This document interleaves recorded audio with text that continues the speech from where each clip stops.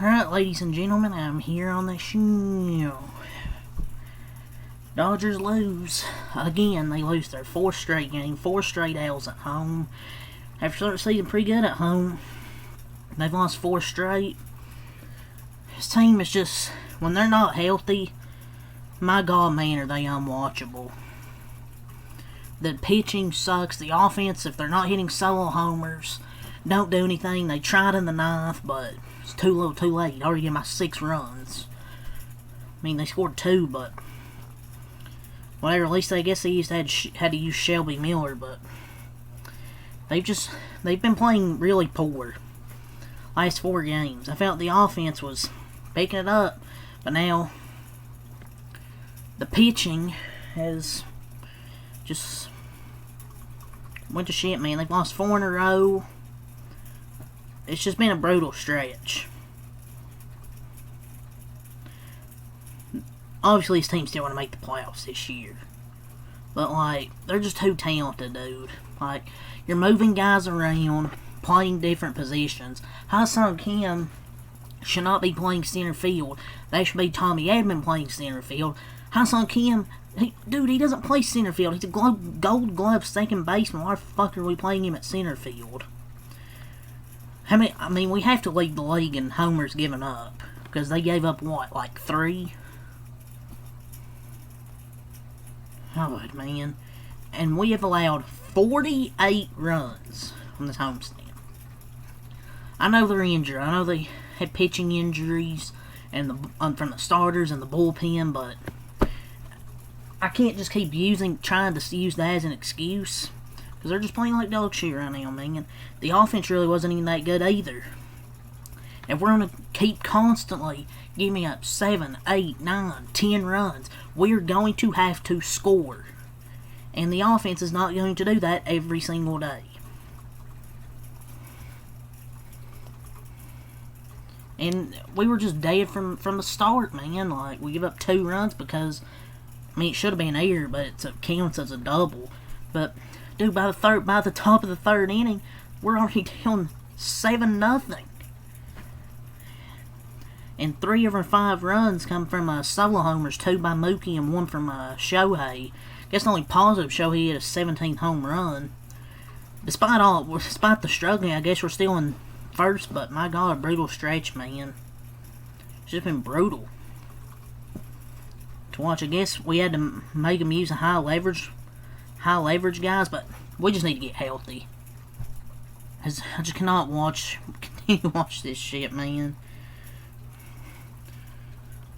And Brandon Pfaadt got so lucky, man. Like, we swung it. He had threw 95 pitches tonight. We swung at 42 of them and didn't swing and miss once. He had 0 swing and misses, 0 strikeouts, and lots of hard contact. Yeah, we finally started hitting. They finally started getting out once we're down by fucking 6 runs. But yeah, I mean, he got lucky, guy. I mean, hats off to him. He did get a lot of ground balls, but there were so many hard hit balls that just went right to their fielders. Maybe we should just hit them where. Maybe we should just try and hit the ball where they aren't. I don't know. But I'm getting kind of fucking sick of this guy dominating us. If you can believe this, the Dodgers are still in first place in the division. But it was just, the D-backs set the tone, and the pitching has been atrocious, but the defense didn't do any favors today either. I don't know if Ha-Seong Kim didn't see the ball in center. It was that first inning, which could have been got out of that inning with no runs, but they didn't. They give up 2 because it counts as a double, which should be an error, and then an RBI ground out, and then a sac fly. So yeah, but Brandon Pfaadt had 0 strikeouts, 0 swings and misses, 11 hard hit balls, 3 hits allowed, 490 expected batting average, 143 actual average. My God, this is one of the most insane things I've ever seen. That's baseball for you.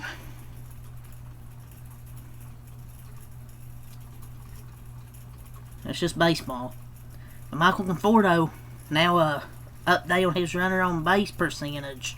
3 for his last 51, a 0.59 average with runners on base. Chris Taylor and this guy sucks too. He's earned the right. Chris Taylor and Conforto are just shit. But yeah, we should have kept playing Kim, but now it looks like maybe it's only one game, but even he looks like he's cooled off. I think he went 0 for 4 tonight, and his at-bats weren't really that good. Yeah, maybe it's like we should have kept playing him instead of giving him 2 days off. And sit Michael Conforto forever. And Landon Knack, sure, I guess at the very least, I'll respect him for throwing 106 pitches, including 4 good innings after that disastrous 36-pitch third inning, which completely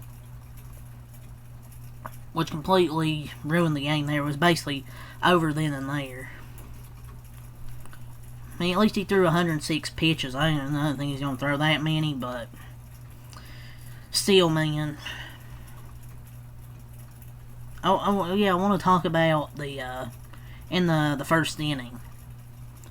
Can we end the Ha-Seong Kim center field experiment when he's literally a Gold Glover at second base? Please, man. We also have Edman, who's great at short playing out position. Mookie.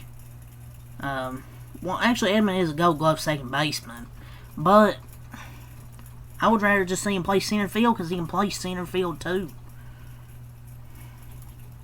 Kim is best at second base. Edman is an excellent center fielder. And then Muncy had an error. And then Jack Dry threw a ball to the backstop, which they inevitably got a sac fly out of it. But why, man? Why are we making playing the guy out of position? He's not a center fielder. And we shouldn't have seen him for 2 days. But there's no reason for Kim to play in center field when he's a Gold Glove second baseman. Between Edman, KK, and Paez was more than enough, which is another thing I hate with this lineup. Andy Paez was out of the lineup. Probably it was obviously a scheduled day off, but still, we need him in the lineup with how he's hitting right now. I'm tired of seeing Michael Conforto. The Dodgers handed the D-backs 3 runs on silver platter. I think it was obviously that ball in center field, ground out, whatever, and then the I think it was error, and then I don't know what it was. Tawa got on base, and he scored a sac fly. The team is just struggling these next 4 games. And it's only 4 games, I get it, but and I know they have injuries, but they have injuries every year. And if this is how ruining baseball looks like, then this is really fucking depressing. I guess the good news, they have a day off on Thursday, so the pitching can get some rest after we play Tuesday and Wednesday these next 2 games against Arizona. But the bad news, yeah, they'll play 29 games in 31 days. Yeah, how's that gonna fucking go?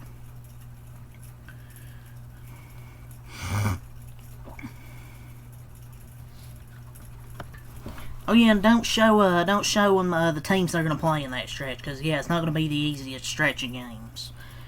But how many innings will each of our bullpen arms average in that span? We are 1 injury away from having to call the fans, yes, get fans, to start pitching.